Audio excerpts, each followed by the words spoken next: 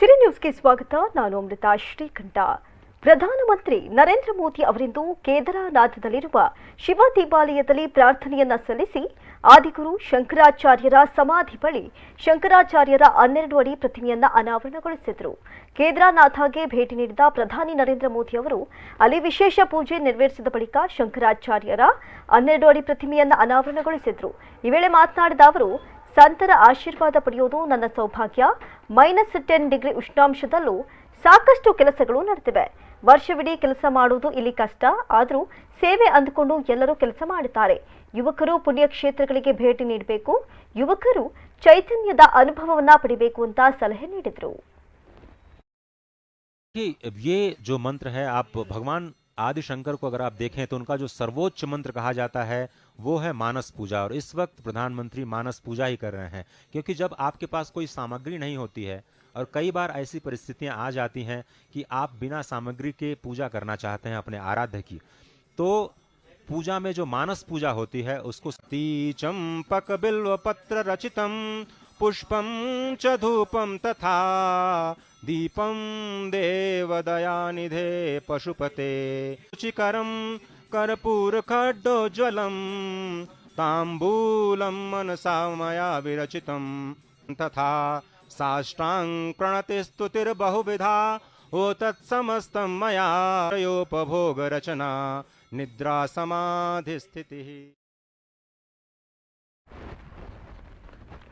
ಅತ್ತ ಕೇದಾರನಾಥದಲ್ಲಿ ಶಂಕರಾಚಾರ್ಯರ ಪ್ರತಿಮೆ ಅನಾವರಣಗೊಂಡಿದೆ. ಇತ್ತ ಪ್ರತಿಮೆ ನಿರ್ಮಾಣ ಮಾಡಿರುವ ಮೈಸೂರಿನ ಶಿಲ್ಪಿ ಅರುಣ್ ಯೋಗಿರಾಜ್ಗೆ ಮೈಸೂರು ಜಿಲ್ಲಾ ಉಸ್ತುವಾರಿ ಸಚಿವ ಸೋಮಶೇಖರ್ ಅಭಿನಂದನೆ ಸಲ್ಲಿಸಿದ್ದಾರೆ.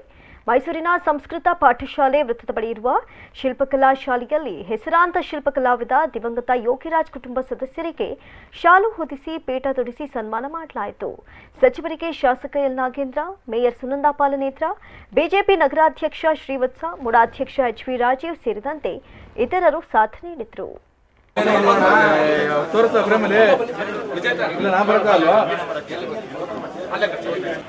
ಅದನ್ನೇ ತೊಗೊಳ್ರಪ್ಪ ಜಗದೀಶ್, ಚೇರ್ ತೊಗೊಳ್ರಿ. ಆಮೇಲೆ ಅಪಾಯಿಂಟ್ಮೆಂಟ್ ಕೊಟ್ಟಿದ್ದಾರೆ ಹಂಪಿ ಯೂನಿವರ್ಸಿಟಿಲಿ. ಅಲ್ಲಿ ನಾನು ಫೋಟೋ ಮಾತ್ರ ಕಳಿಸ್ಬಿಟ್ಟು ಮತ್ತೆ 15 ಸಾವಿರ ಕಾಲ್ ಬಂತು. ಹಿಂಗೆ ಪ್ರಧಾನಮಂತ್ರಿಗಳಿಗೆ ಶಂಕರಾಚಾರ್ಯ ಮಾಡ್ಬೇಕು ಅಂತ ಕೇಳಿರಲಿಲ್ಲ. ಇದು ಪ್ರಧಾನಮಂತ್ರಿ ನನ್ನ ಕೆಲಸ ಅಂತ 5-6 ಜನ ಆರ್ಟಿಸ್ಟ್ ನನ್ನ ವರ್ಕ್ ಫೋಟೋಸ್ ಸೆಲೆಕ್ಟ್ ಮಾಡಿದ್ದಾರೆ.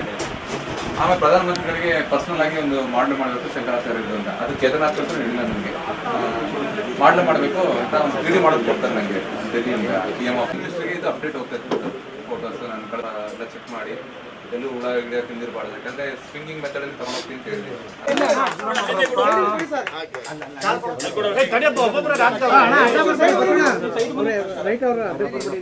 ನೀವೇ ಅರ್ಜೆಂಟ್ ಮಾಡ್ತಾ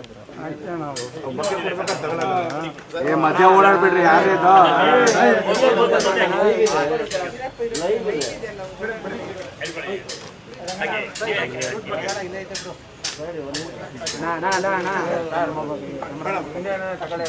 ಹೊಡಿತಾ ಇದ್ದಾರೆ.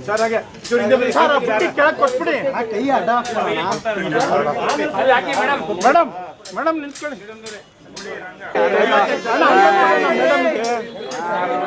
ಸರ್ ಇಟ್ಕೊಳ್ಳಿ, ಸರ್ ಫೋಟೋ ಇಟ್ಕೊಳ್ಳಿ ಸರ್. ಸಾಕ್ರಣ ಅದು ಏನು ಕೇದಾರನಾಥ ಟೆಂಪಲ್ ಪ್ರಭಾವದಿಂದ ಹೆಚ್ಚು ಕಡಿಮೆ ಪೂರ್ತಿ ಅನಾಹುತ ಆಗಿತ್ತು. ಅದನ್ನೆಲ್ಲವನ್ನು ಮತ್ತೆ ಮರುಸ್ಥಾಪನೆ ಮಾಡ್ತಕ್ಕಂಥ ಒಂದು ಐತಿಹಾಸಿಕ ತೀರ್ಮಾನವನ್ನು ಮಾಡಿದ್ದಾರೆ. ಸುಮಾರು 180 ಕೋಟಿ ಖರ್ಚು ಮಾಡಿ ವಿವಿಧ ಕಾಮಗಾರಿಗಳಿಗೆ ಪುಣ್ಯಕ್ಷೇತ್ರದ ಕ್ಷೇತ್ರವನ್ನು ಮತ್ತೊಮ್ಮೆ ಇಂಪ್ರೂವ್ಮೆಂಟ್ ಮಾಡಬೇಕು ಅಂತಕ್ಕಂಥ ಚಿಂತನೆಯಿಂದ 5 ಸಾರಿ ಕೇದಾರನಾಥಕ್ಕೆ ಭೇಟಿ ಮಾಡಿದ್ದಾರೆ. ಇವತ್ತು ನಮ್ಮ ಮೈಸೂರಿನವರೇ ಆ ವಿಗ್ರಹವನ್ನು ಕೂಡ ಕೆತ್ತಿರ್ತಕ್ಕಂಥದ್ದು ಯೋಗೇಶ್ ಇವತ್ತು ಅಲ್ಲಿ ಅದನ್ನು ಮರುಸ್ಥಾಪನೆ ಮಾಡ್ತಕ್ಕಂಥ ಐತಿಹಾಸಿಕ ತೀರ್ಮಾನವನ್ನು ಕೂಡ ಮಾಡಿದ್ದಾರೆ.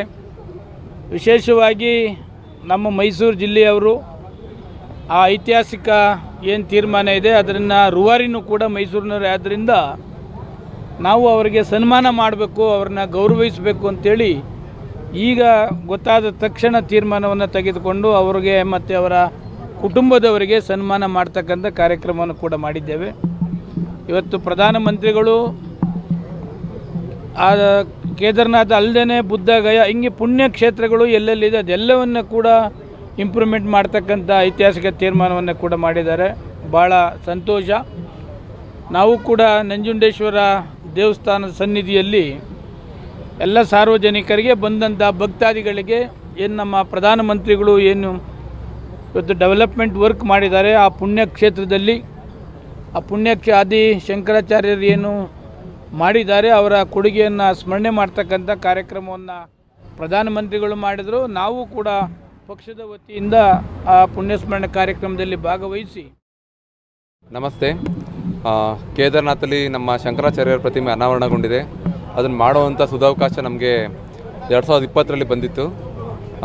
ಈ ಕೆಲಸವನ್ನು ಸತತವಾಗಿ 9 ತಿಂಗಳುಗಳ ಕಾಲ ನನ್ನ ಜೊತೆಗೆ 7 ಸಹ ಕಲಾವಿದರು, ನಮ್ಮ ತಂದೆಯ ಮಾರ್ಗದರ್ಶನ, ಕಂಟಿನ್ಯೂಸ್ ಆಗಿ ದಿನನಿತ್ಯ 14ರಿಂದ 15 ಗಂಟೆ ಕಾಲ ಈ ಒಂದು ಕೆತ್ತನೆ ನಿರ್ಮಾಣದಲ್ಲಿ ನಾವು ತೊಡ್ಕೊಂಡಿದ್ವಿ.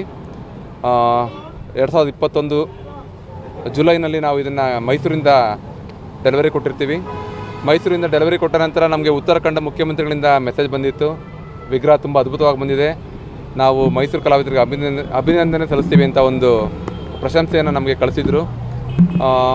ಈ ಒಂದು ಮೂರ್ತಿಯು ಸುಮಾರು 28 ಟನ್ ತೂಕ ಇದ್ದು ಮೈಸೂರಿಂದ ನಮಗೆ ಚಮೋಲಿ, ಉತ್ತರಾಖಂಡ ನಮ್ಮ ಡಿಸ್ಟಿಕ್ ಚಮೋಲಿಗೆ ಅದು ಬೈ ರೋಡಲ್ಲಿ ಹೋಗುತ್ತೆ.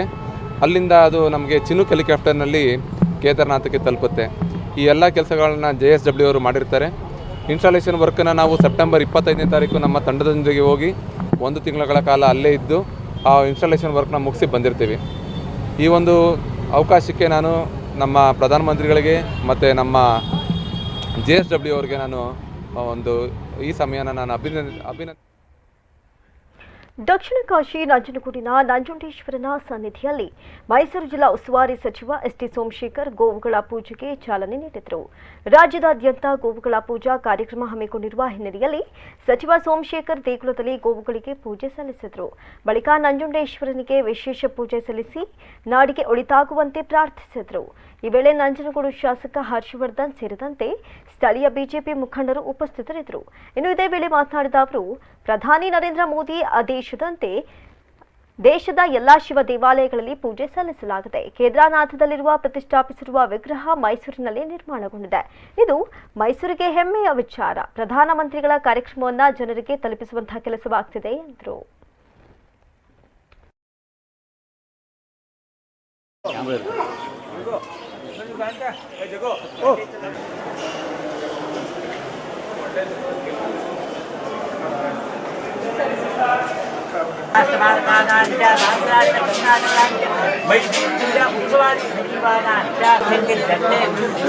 लोक कल्याण प्राप्त प्रार्थना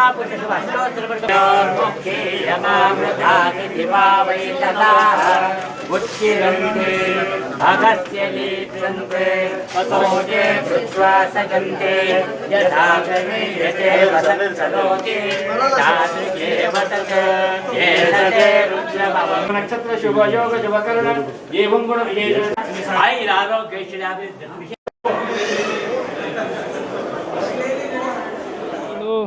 ಕೇದಾರನಾಥ ಸ್ವಾಮಿ ಏನು ಅನಾಹುತ ಆಗಿತ್ತು ಅದೆಲ್ಲವನ್ನು ಪುನರ್ಜೀವನ ಮಾಡ್ತಕ್ಕಂಥ ಅದಕ್ಕೆ ಚಾಲನೆ ಮಾಡಿದ್ದಾರೆ. ಮೈಸೂರಿನವರೇ ವಿಗ್ರಹನ ಕೂಡ ಅದನ್ನು ಎತ್ತಿ ಇವತ್ತು ಲೋಕಾರ್ಪಣೆ ಮಾಡ್ತಕ್ಕಂಥ ಕಾರ್ಯಕ್ರಮ. ಅದನ್ನು ಥ್ರೂಔಟ್ ಇಂಡಿಯಾ ಎಲ್ಲೆಲ್ಲಿ ದೇವಸ್ಥಾನಗಳಿದೆ, ಶಿವರ ದೇವಸ್ಥಾನ, ಅಲ್ಲೆಲ್ಲ ಕೂಡ ಪೂಜೆ ಮಾಡಬೇಕು.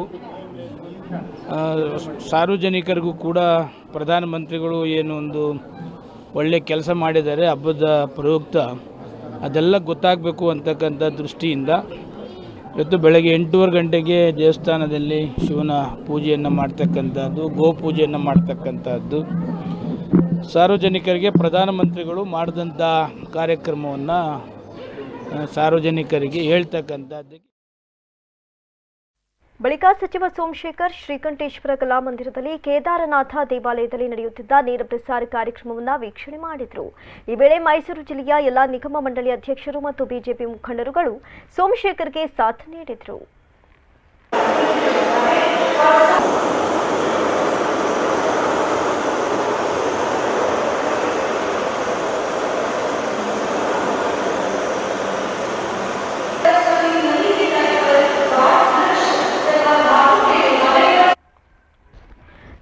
ನಾಡಿನಾದ್ಯಂತ ಬೆಳಕಿನ ಹಬ್ಬ ದೀಪಾವಳಿಯ ಸಂಭ್ರಮ ಮನೆ ಮಾಡಿದ್ದು ಅರಮನೆ ನಗರಿ ಮೈಸೂರಿನ ಪ್ರಮುಖ ದೇಗುಲಗಳಲ್ಲಿ ವಿಶೇಷ ಪೂಜೆ ನೆರವೇರಿಸಲಾಯಿತು.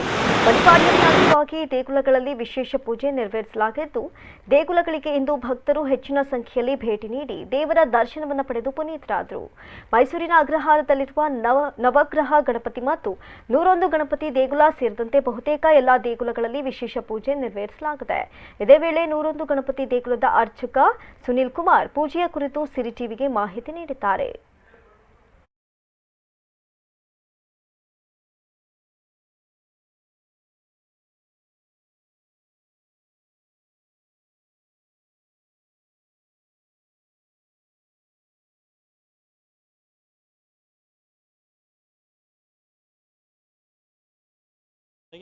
ಸ್ವಾಮಿಗೆ ಸುಮಾರು 21 ಬಗೆಯ ದ್ರವ್ಯಗಳಿಂದ ಮಹಾರುದ್ರಾಭಿಷೇಕ ನೆರವೇರಿತು. 7 ಗಂಟೆಗೆ ಮಹಾಮಂಗಳಾರತಿ. ಆಮೇಲೆ ಇವತ್ತು ರಾಮದಾಸ್ ಅವರ ಹೆಸರಲ್ಲಿ ಪೂಜೆಯನ್ನು ಮಾಡಿಸಿದ್ರು ಅವರ ಅಭಿಮಾನಿಗಳು. ಆಮೇಲೆ ವಿಜೇಂದ್ರ ಅವರ ಹೆಸರು ಹುಟ್ಟುಹಬ್ಬ ಇರೋದ್ರಿಂದ ಅವರ ಹೆಸರಲ್ಲಿ ಇವತ್ತು ವಿಶೇಷವಾಗಿ ಪೂಜೆ ಎಲ್ಲ ನೆರವೇರಿತು. ಈ ಬಾರಿ ದೀಪಾವಳಿ ಎಲ್ಲರ ಬಾಳಲ್ಲಿ ಬೆಳಕಾಗಲಿ, ಕರೋನಾ ನಿರ್ಮೂಲನೆ ಆಗಲಿ, ಅದೇ ಇದು ಈ ಸರಿನ ವಿಶೇಷ ಅಂತ ಹೇಳ್ಬೋದು. ಆಲ್ಮೋಸ್ಟ್ ಈ ಸರಿ ಗ್ರಹ ಸ್ಥಿತಿ ನೋಡಿದ್ರೆ ಯಾವುದೇ ಥರದ ಮುಂದೆ ಕರೋನಾದಿಂದ ತೊಂದರೆಗಳು ಆಗೋದಿಲ್ಲ ಅಂತ ಅಂದ್ಕೋತೀನಿ. ಹೋದ ಸತಿ ಈ ಥರ ಇರನೇ ಇಲ್ಲ. ಬೆರಳೆಣಿಕೆಯಷ್ಟು ಜನ ಬರ್ತಾಯಿದ್ರು. ಈ ದಿನ ಒಂದು ಸ್ವಲ್ಪ 70% ಜನ. ಮೈಸೂರು ಜಿಲ್ಲೆ ಸರಗೂರು ತಾಲೂಕಿನ ಹಂಜಿಪುರ ಗ್ರಾಮದಲ್ಲಿ ದೀಪಾವಳಿ ಹಬ್ಬದ ಅಂಗವಾಗಿ ಹೋರಿ ಓಟವನ್ನು ಆಯೋಜನೆ ಮಾಡಲಾಗಿತ್ತು. ಗ್ರಾಮದಲ್ಲಿ ಪ್ರತಿ ವರ್ಷದಂತೆ ಈ ವರ್ಷವೂ ಸಹ ಹೋರಿ ಹಾಗೂ ಎತ್ತಿನ ಗಾಡಿ ಓಟವನ್ನು ಆಯೋಜನೆ ಮಾಡಲಾಗಿತ್ತು. ಹಬ್ಬದ ಪ್ರಯುಕ್ತ ಎತ್ತುಗಳಿಗೆ ವಿಶೇಷ ಅಲಂಕಾರ ಮಾಡಿ ಸಿಂಗಾರಗೊಳಿಸಲಾಗಿತ್ತು. ಮಧ್ಯಾಹ್ನದ ಬಳಿಕ ಆರಂಭವಾದ ಹೋರಿ ಓಟದಲ್ಲಿ ಯುವಕರು ಅತ್ಯಂತ ಉತ್ಸಾಹದಿಂದ ಹೋರಿಗಳನ್ನು ಹಿಡಿದು ಊರ ತುಂಬ ರೌಂಡ್ಸ್ ಹಾಕಿದ್ರು. ಇದಲ್ಲದೆ ಅನುಭವವುಳ್ಳ ವ್ಯಕ್ತಿಗಳು ಗಾಡಿಯ ಓಟದಲ್ಲಿ ಕೂಡ ಭಾಗಿಯಾಗಿದ್ದು ಅತ್ಯಂತ ವಿಶೇಷವೆನಿಸಿತು. ಹೋರಿ ಓಟದಲ್ಲಿ ಕೆಲ ಅಹಿತಕರ ಘಟನೆ ನಡೆದರೂ ಕೂಡ ಕ್ಯಾರೆ ಎನ್ನದ ಯುವಕರು ಉತ್ಸಾಹದಿಂದಲೇ ಹಬ್ಬ ಆಚರಿಸಿದ್ರು. ಒಟ್ಟಾರೆಯಾಗಿ ಯುವಕರು ಶಿಳ್ಳೆ, ಕೇಕೆ, ಚಪ್ಪಾಳೆ ಹಾಕುವ ಮೂಲಕ ದೀಪಾವಳಿ ಹಬ್ಬವನ್ನು ಅತ್ಯಂತ ವಿಭಿನ್ನವಾಗಿ ಆಚರಿಸಿರುವುದು ವಿಶೇಷವೆನಿಸಿತು.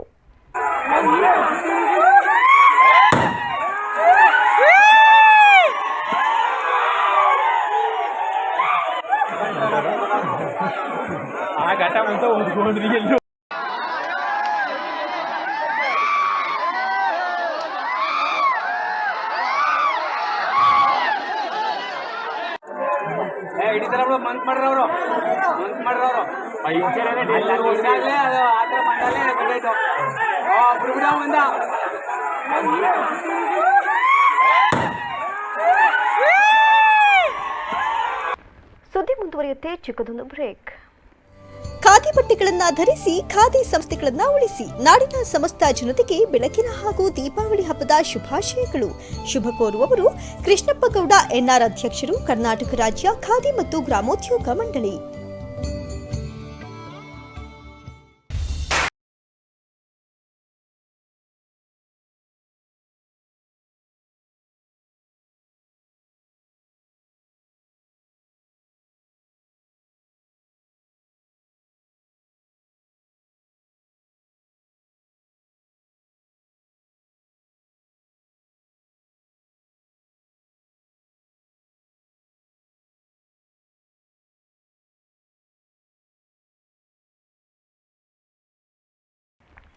ಸಿರಿ ನ್ಯೂಸ್ಗೆ ಮತ್ತೊಮ್ಮೆ ಸ್ವಾಗತ.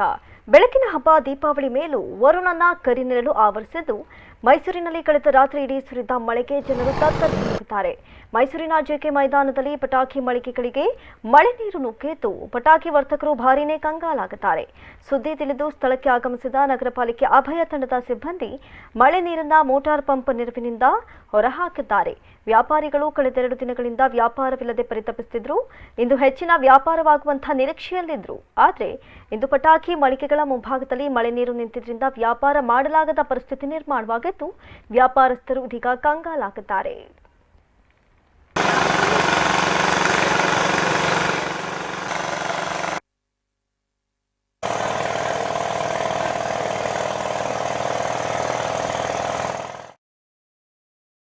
ಈ ಕುರಿತು ನಮ್ಮ ಪ್ರತಿನಿಧಿ ರಂಗಸ್ವಾಮಿ ನಡೆಸಿರುವಂತಹ ಪ್ರತ್ಯಕ್ಷ ವರದಿ ಇಲ್ಲಿದೆ. ಕಳೆದ ರಾತ್ರಿ ಸುರಿದಂತಹ ಧಾರಾಕಾರ ಮಳೆಗೆ ಮೈಸೂರು ನಗರ ಮತ್ತೆ ತತ್ತರಗೊಂಡಿದೆ ಅಂತ ಹೇಳ್ಬೋದು. ಏಕೆ ಅಂತಂದರೆ ಈಗ ಕಳೆದ 3 ದಿನಗಳಿಂದಲೂ ಕೂಡ ಮೈಸೂರಿನ JK ಮೈದಾನದಲ್ಲಿ ಒಂದು ಪಟಾಕಿ ಮಾರಾಟಕ್ಕೆ ಒಂದು ಅನುಮತಿಯನ್ನು ನೀಡಲಾಗಿದೆ. ಇಲ್ಲಿ ಒಂದು ಸುಮಾರು 10 ಮಳಿಗೆಗಳನ್ನು ಇಲ್ಲಿ ತೆರೆಯಲಾಗಿದೆ. ಆದರೆ ಕಳೆದ ರಾತ್ರಿ ಸುರಿದಂತಹ ಧಾರಾಕಾರ ಮಳೆಯಿಂದಾಗಿ JK ಮೈದಾನಕ್ಕೆ ಕೂಡ ನೀರು ನುಗ್ಗಿರೋದ್ರಿಂದ ಸಾಕಷ್ಟು ಒಂದು ಆತಂಕ ಮನೆ ಮಾಡಿದೆ ಅಂತ ಹೇಳ್ಬೋದು. ಯಾಕಂದರೆ ಪಟಾಕಿ ವ್ಯಾಪಾರಸ್ಥರು ಲಕ್ಷಾಂತರ ರೂಪಾಯಿ ಬಂಡವಾಳವನ್ನು ತೊಡಗಿಸುವ ಮುಖಾಂತರ ಇಲ್ಲಿ ವ್ಯಾಪಾರಕ್ಕೆ ಮುಂದಾಗಿದ್ದರು. ಆದರೆ ಕಳೆದ ರಾತ್ರಿ ಸುರಿದಂತಹ ಧಾರಾಕಾರ ಮಳೆಯಿಂದಾಗಿ ಒಂದು JK ಮೈದಾನ ಅಂದರೆ ಪಟಾಕಿ ಮಳಿಗೆಗಳ ಮುಂಭಾಗದಲ್ಲಿ ನೀರು ನಿಂತಿರೋ ಒಂದು ಹಿನ್ನೆಲೆಯಲ್ಲಿ ವ್ಯಾಪಾರಸ್ಥರು ಈಗ ಸಾಕಷ್ಟು ಆತಂಕಕ್ಕೆ ಒಳಗಾಗಿದ್ದಾರೆ. ಇನ್ನು ಈ ಒಂದು ಸುದ್ದಿ ತಿಳಿತಾ ಇದ್ದಂತೆ ಆಗಮಿಸಿರುವಂತಹ ಮಹಾನಗರ ಪಾಲಿಕೆಯ ಅಭಯ ತಂಡದ ಸಿಬ್ಬಂದಿಗಳು ಅದೇ ಮೈದಾನದಲ್ಲಿ ನಿಂತಿರುವಂತಹ ನೀರನ್ನು ಹೊರ ಹಾಕುವಂಥ ಕಾರ್ಯದಲ್ಲಿ ನಿರತರಾಗಿದ್ದಾರೆ. ಆ ಮೋಟಾರ್ ಪಂಪ್ನ ಮುಖಾಂತರ ಮೈದಾನದಲ್ಲಿ ಅಂದರೆ ಪಟಾಕಿ ಮಳಿಗೆಗಳ ಮುಂಭಾಗ ನಿಂತಿದ್ದಂತಹ ನೀರನ್ನು ಹೊರ ಹಾಕೋದರಲ್ಲಿ ಮಹಾನಗರ ಪಾಲಿಕೆಯ ಅಭಯ ತಂಡದ ಸಿಬ್ಬಂದಿಗಳು ಈಗ ನಿರತರಾಗಿದ್ದಾರೆ. ಈ ಮುಖಾಂತರ ಅದೇ ಆ ವ್ಯಾಪಾರಿಗಳಲ್ಲಿ ಎದುರಾಗಿರುವಂಥ ಆತಂಕವನ್ನು ದೂರ ಮಾಡೋದಕ್ಕೆ ಮಹಾನಗರ ಪಾಲಿಕೆ ಮುಂದಾಗಿದೆ. ಯಾಕಂದರೆ ಮಹಾನಗರ ಪಾಲಿಕೆ ಇಲ್ಲಿ ಮಳಿಗೆಗಳನ್ನ ನೀಡಿರುತ್ತೆ. ಅದೇ ಒಂದು ಹಿನ್ನೆಲೆಯಲ್ಲಿ ಈಗ ಮಹಾನಗರ ಪಾಲಿಕೆ ಮುಂದಾಗಿ ಈಗ ಎದುರಾಗಿರುವಂಥ ಸಮಸ್ಯೆಯನ್ನು ನಿವಾರಣೆಗೆ ಮುಂದಾಗಿದೆ ಅಂತ ಹೇಳ್ಬೋದು. ಇನ್ನು ಮಳೆಯಿಂದ ಆಗಿರುವಂಥ ತೊಂದರೆಯ ಬಗ್ಗೆ ಇಲ್ಲಿ ಮಳಿಗೆಯನ್ನು ತೆರೆದಿರುವಂತಹ ಈ ವರ್ತಕರು ಏನು ಹೇಳ್ತಾರೆ ಅಂತ ಕೇಳೋಣ. ಸರ್, ಮೊಟ್ಟ ಮೊದಲನೇ ನೀವು ಎಷ್ಟು ವರ್ಷದಿಂದ ಇಲ್ಲಿ ಮಳಿಗೆಗಳನ್ನ ತೆರೀತಾ ಇದ್ದೀರಿ? ಈ ವರ್ಷ ಏನು ಸಮಸ್ಯೆ ಆಗಿದೆ ಅಂತ? ಅಲ್ಲ, ನಾವು ಇಲ್ಲಿ ಬಂದು ಒಂದು 15 ವರ್ಷ ಆಯಿತು. ಟೌನ್ ಹಾಲಲ್ಲಿ ಮೊದಲಿತ್ತು, ಏನು ಅಲ್ಲೂ ಇದೇ ಥರ ಮಳೆ ತುಂಬ್ಕೊತಾ ಇತ್ತು. ಎಲ್ಲ ಹೇಳಿ ಇದು ಮಾಡಿ ಅಲ್ಲೊಂದು ಸ್ವಲ್ಪ ಅರೇಂಜ್ ಮಾಡಿದ್ದು. ಟೌನ್ ಹಾಲನ್ನ ಕೊಡಲ್ಲ ಅಂತ ಹೇಳ್ಬಿಟ್ಟು ಈ JK ಗ್ರೌಂಡು ನಾವು ಈಗ ಒಂದು 15-16 ವರ್ಷ ಇರಬೇಕು, 17 ವರ್ಷದಿಂದ ತಗೋತಾ ಇದ್ದೀವಿ. ನಾನು ಗೋವಿಂದರಾಜ್ ಅಂತ ಆ ಕಾಲದಲ್ಲಿ ನಾನು ಜನರಲ್ ಸೆಕ್ರೆಟರಿ ಆಗಿದ್ದೆ ಅಸೋಸಿಯೇಷನ್ಗೆ. ಇದೆಲ್ಲ ಆವಾಗ ನಾವೇ ಕೆಲಸ ಮಾಡ್ತಿದ್ದು. ಈಗೆಲ್ಲ ಈಗಿರೋ ಹುಡುಗರುಗಳಿಗೆ ಎಲ್ಲ ವಹಿಸ್ಬಿಟ್ಟು ಅವರೇ ಮಾಡಲಿ ಅಂತೇಳ್ಬಿಟ್ಟು ನಾವು ಬಿಟ್ಕೊಟ್ಟಿದ್ದೀವಿ. ನೆನ್ನೆ ರಾತ್ರಿ ಉಯ್ದಿರೋ ಮಳೆಗೆ ಕೆರೆ ಥರ ತುಂಬಿಬಿಟ್ಟಿದೆ. ಆಮೇಲೆ ನಾನು ನಮ್ಮ ಕಾರ್ಪೊರೇಟರ್ಗಳಿಗೆ ಇವ್ರಿಗೆಲ್ಲ ಫೋನ್ ಮಾಡಿ ಬೆಳಿಗ್ಗೆನೇ ಈಗ ಪಾಪ ಹೆಲ್ತ್ ಇನ್ಸ್ಪೆಕ್ಟರ್ಗಳೆಲ್ಲ ಬಂದು ಕೋಆಪ್ರೇಟ್ ಮಾಡಿ ಯಾಕೆಂದರೆ ನನಗೆ ಎಲ್ಲ ಸುಮಾರು ನಗರ ಪಾಲಿಕೆ ಸದಸ್ಯರ ನನ್ನ ಸ್ನೇಹಿತರೆ. ಅದರಿಂದ ಹೇಳಿದ ತಕ್ಷಣ ಪಾಪ ಬಂದು ಈಗ ಅದೇ ಮೋಟ್ರ್ ಹಾಕ್ಸಿ ನೀರನ್ನು ಎಳಿಸ್ತಾ ಇದ್ದೀವಿ. ಏನು ನಮಗೆ ಇಲ್ಲಿ ಎಷ್ಟು ಮಳಿಗೆಗಳಿದ್ದಾವೆ? ನೀವು ಮಹಾನಗರ ಪಾಲಿಕೆಗೆ ಎಷ್ಟು ದುಡ್ಡು ಕಟ್ಟಿದ್ದೀರಿ ಅಂತ? ಮಹಾನಗರ ಪಾಲಿಕೆಗೆ ಅವ್ರದ್ದು ಇದು ಬಂದು ಇವ್ರಿಗೆ ಮೆಡಿಕಲ್ ಕಾಲೇಜ್ನವ್ರಿಗೆ ದುಡ್ಡು ಕಟ್ಟೋದು ಅಸೋಸಿಯೇಷನ್ ಮಾಡಿದ್ದೀವಿ. ಅವ್ರು ಹೋಗಿ ಕಟ್ತಾರೆ ಇಷ್ಟು ಅಂತ ಹೇಳ್ಬಿಟ್ಟು, ಇಷ್ಟು ಲಕ್ಷ ಅಂತ. ಈ ಮಹಾನಗರ ಪಾಲಿಕೆಗೆ ಇಂಜಿನಿಯರಿಂಗ್ ಸೆಕ್ಷನ್ಗೆ ಮಾತ್ರ ಅದು ಶೆಡ್ ನಿರ್ಮಿಸೋಕ್ಕೆ ದುಡ್ಡು ತಗೊಳ್ತಾರೆ ಅವ್ರದ್ದು. ಇನ್ನು ಅಷ್ಟೇ. ಈಗ ಮಳೆಯಿಂದ ಏನೆಲ್ಲ ತೊಂದರೆ ಆಗಿದೆ ನಿಮಗೆ ಅಂತ? ಮಳೆಯಿಂದ ಅದೇ ನೀವೇ ನೋಡಿದ್ದೀರಲ್ಲ, ಇಲ್ಲಿ ನೀರು ತುಂಬಿಕೊಂಡಿರೋದು, ಇದು ಮಾಡಿರೋದು. ಈ ಕಡೆ ಆ ಸೈಡೆಲ್ಲ ಏನೂ ಇಲ್ಲ, ಒಂದು ಸೈಡಲ್ಲಿ ಏನಿಲ್ಲ, ಅವ್ರ ವ್ಯಾಪಾರ ನಡೀತೆ. ಈ ಕಡೆ ಇರೋರಿಗೆ ತೊಂದರೆ ಆಗ್ತಾಯಿದೆ. ಇವತ್ತೇ ಕೊನೆ ವ್ಯಾಪಾರ, ನೆನ್ನೆನೂ ಅಂಥದ್ದೇನು ವ್ಯಾಪಾರ ನಡೆದಿಲ್ಲ. ಏನು ಇವತ್ತು ಲಾಸ್ಟ್ ದಿವಸ ಕೊನೆ ವ್ಯಾಪಾರ ಚೆನ್ನಾಗಿ ನಡಿಬೇಕು ಅಂಥದ್ರಲ್ಲಿ ಅಲ್ಲಿ ತಾವೇ ನೋಡ್ತಿದ್ದೀರಲ್ಲ ಅಲ್ಲಿ ನಡೀತಾ ಇರೋದನ್ನು. ಅವ್ರಿಗೆ ಆದರೆ ಸಾಕು, ಬೇರೆಯವ್ರದ್ದು ಹೆಂಗೋ ಅಂತ. ನಾನು ಇವತ್ತು ಬೆಳಿಗ್ಗೆನೇ ಹೊಡೆದಾಡಿ ಎಲ್ಲರಿಗೂ ಫೋನ್ ಮಾಡಿ ಇದು ಕರೆಸಿ ಇದು ಮೋಟ್ರಲ್ಲಿ ಪಾಪ ಬಂದು ಕೆಲಸ ಮಾಡ್ತಾಯಿದ್ದಾರೆ. ಸುಮ್ಮನೆ ಯಾಕೆ ಹೇಳ್ಬೇಕು? ಯಾಕೆಂದರೆ ಮಳೆ ಬಂದಿದೆ, ಅವ್ರಿಗೂ ಕಾರ್ಪೊರೇಷನ್ನು ಎಲ್ಲ ಕಡೆಯೂ ಹೋಗ್ಬೇಕು. ಅಂಥದ್ರಲ್ಲಿ ರಿಕ್ವೆಸ್ಟ್ ಮಾಡ್ಕೊಂಡಿದ್ದಕ್ಕೆ ನಮ್ಮ ಮಹಾನಗರ ಪಾಲಿಕೆ ಸದಸ್ಯರೆಲ್ಲ ಇದು ಮಾಡಿದ್ದಕ್ಕೆ ಹೋಗಿ ಮಾಡ್ರಪ್ಪ, ಅದು ಅವ್ರಿಗೆ ಕೊನೆ ದಿವಸ ಅಂತೆಲ್ಲ ಹೇಳಿದ್ರಿಂದ ಬಂದು ಮಾಡಿಕೊಡ್ತಾ ಇದ್ದಾರೆ. ಅದೇ ಇದೆಲ್ಲ ಹೋಗ್ಬೇಕು, ನಮಗೇನು ಇದು ಬಿಸ್ನೆಸ್ ಆಗಬೇಕಾದ್ರೆ ವ್ಯಾಪಾರ ಸುಧಾರಿಸುವಂಥ ಲಕ್ಷಣ ಇದೆಯಾ ಈಗ ಅಂತ? ಅದೇ ಈಗ ಬರಬೇಕು ಜನ, ಪಬ್ಲಿಕ್ ಇನ್ನೂ ಬರ್ತಾ ಇದ್ದಾರೆ. ಅಂದರೆ ಮಧ್ಯಾಹ್ನದ ಮೇಲೆ ಜನ ಬರ್ತಾರೆ, ಅಷ್ಟರೊಳಗೆ ಅದಕ್ಕೆ ಮಾಡ್ಸೋಣ ಅಂತೇಳಿ ಇದನ್ನು ಮಾಡಿದ್ರು. Thank you. ಇದಿಷ್ಟು ವ್ಯಾಪಾರಿಗಳ ಮನದಾಳದ ಮಾತು. ಒಟ್ಟಾರೆಯಾಗಿ ಕಳೆದ ರಾತ್ರಿ ಸುರಿದಂತಹ ಧಾರಾಕಾರ ಮಳೆ ಮೈಸೂರಿನಾದ್ಯಂತ ಅವಾಂತನ ಸೃಷ್ಟಿಸಿದರೆ ಒಂದು ಪಟಾಕಿಯನ್ನು ನಂಬಿ ಒಂದು ಜೀವನ ಮಾಡ್ತಾ ಇರುವಂಥ ವರ್ತಕರ ಬಾಳಿಗೂ ಕೂಡ ಇದು ರೀತಿ ಒಂದು ರೀತಿ ಕಣ್ಣೀರನ್ನು ತಂದಿದೆ ಅಂತ ಹೇಳ್ಬೋದು. ಒಟ್ಟಾರೆಯಾಗಿ ಮಧ್ಯಾಹ್ನದಂಥ ಪರಿಸ್ಥಿತಿ ಸುಧಾರಿಸಿ ವ್ಯಾಪಾರ ಮತ್ತೊಂದು ಸುಲಲಿತ ಒಂದು ಸ್ಥಿತಿಗೆ ಬರಲಿ ಅಂತ ಕೂಡ ನಾವು ಆಶಿಸೋಣ. ಕ್ಯಾಮ್ರಾ ಪರ್ಸನ್ ಬಸವಣ್ಣ ಜೊತೆ ರಂಗಸ್ವಾಮಿ, ಸಿರಿ ಟಿವಿ, ಮೈಸೂರು. ಕಳೆದ ರಾತ್ರಿ ಇಡೀ ಸುರಿದ ಧಾರಾಕಾರ ಮಳೆಯ ಅಬ್ಬರಕ್ಕೆ ಮೈಸೂರಿನ ಚಾಮುಂಡಿ ಬೆಟ್ಟದಲ್ಲಿ ಮತ್ತೆ ಭೂಕುಸಿತ ಉಂಟಾಗಿದೆ. ಇತ್ತೀಚೆಗೆ 2 ಬಾರಿ ಭೂಕುಸಿತ ಉಂಟಾಗಿದ್ದ ಸ್ಥಳದಲ್ಲೇ ಮತ್ತಷ್ಟು ಭೂಕುಸಿತ ಕಂಡಿದ್ದು, ನಂದಿ ವಿಗ್ರಹದ ಬಳಿಗೆ ತೆರಳುವ ಮಾರ್ಗದ ರಸ್ತೆ ಬಹುತೇಕ ಕುಸಿತ ಕಂಡಿದೆ. ಕಳೆದ 1 ತಿಂಗಳಲ್ಲಿ 3ನೇ ಬಾರಿ ಭೂಕುಸಿತ ಉಂಟಾಗಿದ್ದು, ಮಳೆ ಇದೇ ರೀತಿ ಮುಂದುವರೆದರೆ ಸಂಪೂರ್ಣ ರಸ್ತೆ ಕುಸಿತಗೊಳ್ಳುವಂತಹ ಆತಂಕ ಎದುರಾಗಿದೆ. ಈ ಹಿನ್ನೆಲೆಯಲ್ಲಿ ಜನತೆ ಮತ್ತಷ್ಟು ಆತಂಕಕ್ಕೆ ಒಳಗಾಗಿದ್ದು, ರಸ್ತೆಯನ್ನ ಸರಿಪಡಿಸುವಂತೆ ಸಾರ್ವಜನಿಕರು ಆಗ್ರಹಿಸಿದ್ದಾರೆ.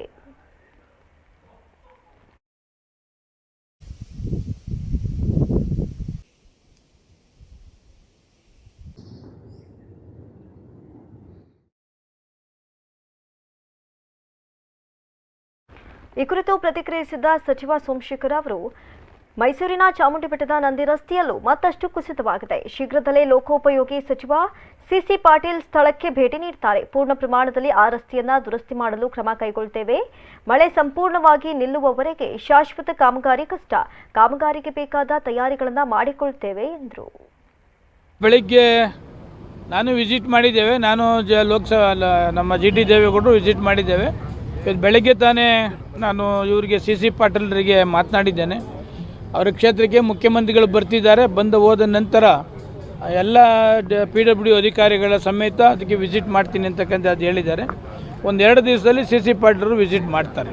ಡ್ಯಾಮೇಜಸ್ ಏನಿಲ್ಲ. ಇವತ್ತೇನಾರು ಅದೇ ಥರ ಕಂಟಿನ್ಯೂ ಆದರೆ ಬೆಂಗಳೂರು ಡ್ಯಾಮೇಜ್ ಆಗ್ತದೆ. ನೆನ್ನೆ ಕಂಟಿನ್ಯೂ ಆಗಿದೆ ಮೊದಲನೇ ದಿವಸ, ಸ್ವಲ್ಪ ಗ್ಯಾಪ್ ಕೊಟ್ಟು. ಇವತ್ತು ಅದೇ ಕಂಟಿನ್ಯೂ ನೆನ್ನೆ ರಾತ್ರಿ ಮಳೆ ಆದದ್ದೇನಾದರೂ ಇವತ್ತು ನೈಟ್ ಕಂಟಿನ್ಯೂ ಆದರೆ ಸ್ವಲ್ಪ ಅನಾಹುತ ಆಗ್ತದೆ. ಮುನ್ನೆಚ್ಚರಿಕೆ ಏನು ಕ್ರಮ ತೆಗೆದುಕೊಳ್ಬೇಕೋ ಅಧಿಕಾರಿಗಳು ತೆಗೆದುಕೊಳ್ತಾ ಇದ್ದಾರೆ. ನೋಡಿದೆ, ನಾನು ಬೆಳಗ್ಗೆನ ಕೂಡ ನೋಡಿದೆ. ಮಾಧ್ಯಮಗಳಲ್ಲಿ ಮತ್ತು ಪ್ರಿಂಟ್ ಮೀಡಿಯಾದಲ್ಲಿ ಏನು ಬಂದಿದೆ ಅದು ನನ್ನ ಮೊಬೈಲ್ಗೂ ಕೂಡ ಬಂದಿದೆ. ತಕ್ಷಣ ಸಂಬಂಧಪಟ್ಟಂಥ ಇಂಜಿನಿಯರ್ಗೆ ಮಾತನಾಡಿ, ಅದು ಹೆವಿ ಮಳೆ ಬೀಳ್ತಾ ಇರೋದ್ರಿಂದ ಮೇನ್ ರೋಡು ನ್ಯಾಷನಲ್ ಹೈವೇನೂ ಕೂಡ ಡ್ಯಾಮೇಜ್ ಆಗಿದೆ, ಅದನ್ನ ಫಿಲಪ್ ಮಾಡಬೇಕು ಅಂತಕ್ಕಂಥದ್ದನ್ನು ಕೂಡ ನೋಡಿದ ತಕ್ಷಣ ಆ ಮೊಬೈಲ್ಗೆ ಏನು ಪ್ರಿಂಟ್ ಮೀಡಿಯಾದಲ್ಲಿ ಬಂದಿತ್ತು ಮೆಸೇಜ್. ಹಾನಗಲ್ನಲ್ಲಿ ಬಿಜೆಪಿ ಸೋತ ಕೂಡಲೇ ಕಾಂಗ್ರೆಸ್ನವರ ರೀತಿ ನಾವು ಮನೆಯಲ್ಲಿಯೇ ಕುಳಿತುಕೊಳ್ಳುವುದಿಲ್ಲ ಅಂತ ಸಚಿವ ST ಸೋಮಶೇಖರ್ ಹೇಳಿದ್ದಾರೆ. ಈ ಕುರಿತು ಮೈಸೂರಿನಲ್ಲಿ ಮಾಧ್ಯಮದವರೊಂದಿಗೆ ಮಾತನಾಡಿದ ಅವರು, ಒಂದು ಕಡೆ ಸೋತಿದ್ದೇವೆ, ಮತ್ತೊಂದು ಕಡೆ ಗೆದ್ದಿದ್ದೇವೆ. ಯಾಕೆ ಸೋತಿದ್ದೀವಿ ಅಂತ ಪರಾಮರ್ಶೆ ಮಾಡಿಕೊಂಡು ತಪ್ಪು ತಿದ್ದುಕೊಳ್ತೇವೆ. ಇನ್ನು ಉಪಚುನಾವಣೆಯ ಸೋಲಿಗೂ ಇದೀಗ ಪೆಟ್ರೋಲ್ ಡೀಸೆಲ್ ದರ ಇಳಿಕೆಗೂ ಯಾವುದೇ ಸಂಬಂಧವಿಲ್ಲ. ಸಿದ್ದರಾಮಯ್ಯನವರು ಇದಕ್ಕೂ ವ್ಯಂಗ್ಯ ಮಾಡ್ತಾರೆ. ಅವರಿಂದ ಬೇರೇನನ್ನೂ ನಿರೀಕ್ಷಿಸೋಕೆ ಸಾಧ್ಯವೇ ಇಲ್ಲ. ವಿರೋಧ ಪಕ್ಷದ ನಾಯಕರು ಎಲ್ಲದಕ್ಕೂ ವಿರೋಧ ತಾನೇ ಮಾಡಬೇಕು, ಅದನ್ನೇ ಅವರು ಮಾಡ್ತಿದ್ದಾರೆ ಅಂತ ಕಿಡಿಕಾರಿದ್ರು. ನಾವು ಯಾವತ್ತೂ ಸ್ವೀಕಾರ ಸಾಧನೆ ಮಾಡ್ತೀವಿ. ಸೋತ ತಕ್ಷಣ ಕಾಂಗ್ರೆಸ್ನವರಂಗೆ ಮನೆ ಸೇರ್ತಕ್ಕಂಥದ್ದಿಲ್ಲ. ಅದೇ ಇನ್ನೊಂದು ಕ್ಷೇತ್ರದಲ್ಲಿ 30,000 ಹೈಯೆಸ್ಟ್ ಲೀಡಲ್ಲಿ ನಾವು ಗೆದ್ದಿಲ್ವಾ, ಅದರಿಂದ ಸೋಲನ್ನು ಅಷ್ಟೇ ಸ್ವೀಕಾರ ತಗೋತೀವಿ. ಇದೆ ಡೀಸೆಲ್ ಜಾಸ್ತಿ ಆದರೆ ಪದಾರ್ಥಗಳು ಮತ್ತೊಂದು ಜಾಸ್ತಿ ಆಗ್ತಿದೆ ಅಂತಕ್ಕಂಥದ್ದನ್ನು ಸಾರ್ವಜನಿಕರ ಮನ್ನಣೆಗೋಸ್ಕರ ಅವರು ಮತ್ತು ನಮ್ಮ ಮುಖ್ಯಮಂತ್ರಿಗಳು ಇಬ್ಬರು ಕಮ್ಮಿ ಮಾಡಿದ್ದಾರೆ. ಎಲ್ಲ ಕೂಡ ಅದನ್ನು ಸ್ವಾಗತ ಕೂಡ ಮಾಡಿದ್ದಾರೆ. ಇಲ್ಲ, ಆದಷ್ಟು ಇಳಿಸಿದ್ದಾರೆ ಮುಖ್ಯಮಂತ್ರಿಗಳು. ಅದನ್ನು ಚಿಂತನೆ ಮಾಡಿ ವರ್ಕೌಟ್ ಮಾಡಿ ಪ್ರಧಾನಮಂತ್ರಿಗಳು ಏನು ಮಾಡಿದ್ದಾರೆ, ಇವರಿಬ್ಬರು ಸೇರಿ ಕೋಆರ್ಡಿನೇಟ್ ಮಾಡಿದ್ದಾರೆ. ಈಗ ಸದ್ಯದಲ್ಲೇ ಧಾರವಾಡದಿಂದ ಬೆಂಗಳೂರಿಗೆ ಬರ್ತಾರೆ ಮುಖ್ಯಮಂತ್ರಿಗಳು. ಕಳೆದ ತಡರಾತ್ರಿ ಸುರಿದ ಭಾರೀ ಮಳೆಗೆ ಚಾಮರಾಜನಗರ ಜಿಲ್ಲೆ ಹನೂರು ತಾಲೂಕಿನ ಮಲೆಮಹದೇಶ್ವರ ಬೆಟ್ಟದಲ್ಲಿ ಕಟ್ಟೆಗಳು, ಕಲ್ಯಾಣಿಗಳು ತುಂಬಿದ್ದಲ್ಲದೆ ರಸ್ತೆಗಳೆಲ್ಲ ಜಲಾವೃತವಾಗಿದ್ದವು. ಚಿಕ್ಕ ಕಲ್ಯಾಣಿ ಹಾಗೂ ನಂದನವನದಲ್ಲಿ ಸುಮಾರು 5ಕ್ಕೂ ಹೆಚ್ಚು ಅಡಿ ನೀರು ಸಂಗ್ರಹವಾಗಿತ್ತು. ಸಾಮಾನ್ಯವಾಗಿ ವರ್ಷಕ್ಕೆ 1 ಅಥವಾ 2 ಬಾರಿ ತುಂಬುವ ಈ ಕಟ್ಟೆಗಳು ಈ ಬಾರಿ 3 ರಿಂದ 4 ಬಾರಿ ತುಂಬಿವೆ. ಇದರಿಂದ ಬೆಟ್ಟದ ಸುತ್ತಮುತ್ತಲಿನ ಪ್ರದೇಶದಲ್ಲಿ ಅಂತರ್ಜಲ ಅಭಿವೃದ್ಧಿ ಆಗಬಹುದು ಎಂಬುದೇ ಖುಷಿಯ ವಿಚಾರವಾಗಿದೆ.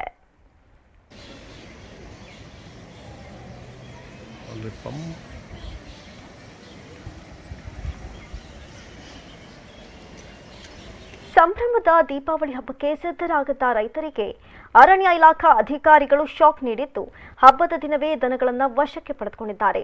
ನಂಜನಗೂಡು ತಾಲೂಕಿನ ಹೆಡಿಯಾಲ ಅರಣ್ಯ ಉಪವಿಭಾಗದ ನುಗು ವಲಯದಲ್ಲಿ ಈ ಘಟನೆ ಜರುಗಿದೆ. 100 ವರ್ಷಗಳ ಸಂಪ್ರದಾಯದಂತೆ ದೀಪಾವಳಿ ಹಬ್ಬದ ದಿನ ದನಗಳನ್ನು ಕಿಚ್ಚು ಹಾಯಿಸುವುದು ಮತ್ತು ಪೂಜೆ ಸಲ್ಲಿಸುವುದು ಸಂಪ್ರದಾಯ. ಆದರೆ ಸಂಭ್ರಮದ ದೀಪಾವಳಿ ಹಬ್ಬ ಆಚರಣೆಗೆ ಅರಣ್ಯ ಇಲಾಖೆ ಅಡ್ಡಿಪಡಿಸಿದ್ದು, ರೈತರು ತಮ್ಮ ಜಮೀನಿನ ಅಂಚಿನಲ್ಲಿ ಜಾನುವಾರುಗಳನ್ನು ಮೇಯಿಸುತ್ತಿರುವ ಸಂದರ್ಭದಲ್ಲೇ ವಶಕ್ಕೆ ಪಡೆದುಕೊಂಡಿದ್ದಾರೆ. ಅರಣ್ಯ ಇಲಾಖೆ ಅಧಿಕಾರಿಗಳ ಎಡವಟ್ಟಿಗೆ ರೈತರು ಭಾರೀನೇ ಆಕ್ರೋಶ ವ್ಯಕ್ತಪಡಿಸಿದ್ದು, ವಶಕ್ಕೆ ಪಡೆದಿರುವ ಜಾನುವಾರುಗಳನ್ನು ಹಿಂದಿರುಗಿಸುವಂತೆ ಆಗ್ರಹಿಸಿದ್ದಾರೆ.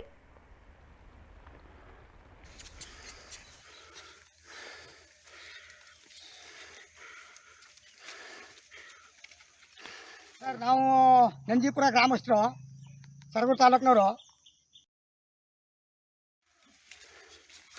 50 ವರ್ಷ ದನ ಇಟ್ಕೋತೀರಾ, ನಿಮ್ಮ ಜವಾಬ್ದಾರಿನು.